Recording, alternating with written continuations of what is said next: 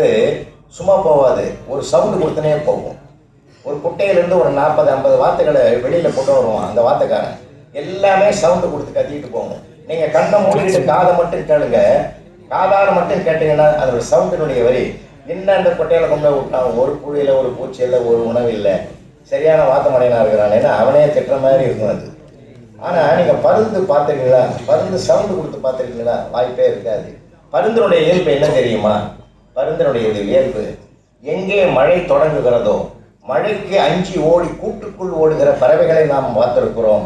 ஆனால் அது மழை எங்கே உருவாகிறதோ அதையும் தாண்டி மேலே பறந்து செல்லக்கூடிய, தன் பயணத்துக்கு வரக்கூடிய அத்தனை தடைகளையும் உடைத்தெறிந்து பயணிக்கக்கூடிய சிறப்பு தான் பருந்துக்கு இருக்கிறது என்றால், நாம் எப்பொழுதும் பருந்து போன்ற உயரத்தை தொடக்கூடிய ஒரு சிந்தனையோடு நாம் பயணப்பட்டால் அந்த சிந்தனை தான் நம்ம ஒரு சிகரத்தை தொடுவதற்குரிய வாய்ப்பையும் வசதியும் பெற்றுக் கொடுப்பதற்கு, தகுதியுடையவனாக ஆக்குவதற்கு உடன் இருக்கும்.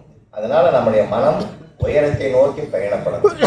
கருவிகள் பெருகி இருந்தாலும் வசதிகள் பெருகி இருந்தாலும், மீண்டும் நினைவுபடுத்துகிறவங்களுக்கு நேரத்தை நெருங்குகிறது. நிறைவாக ஒரு செய்தி சொல்கிறேன்.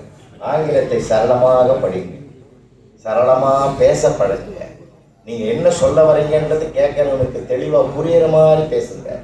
அதுதான் உங்களுக்கு வாழ்க்கைக்கு மிகப்பெரிய பலமாக இருக்கும், வளத்தையும் கொடுக்கும். அதை நான் கண்டு அனுபவித்த உண்மை.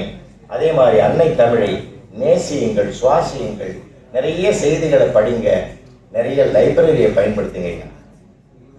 பயன்படுத்தாத இடமா இருக்குது காலேஜில் பல இடங்கள்ல. நூலகத்தை பயன்படுத்துங்க.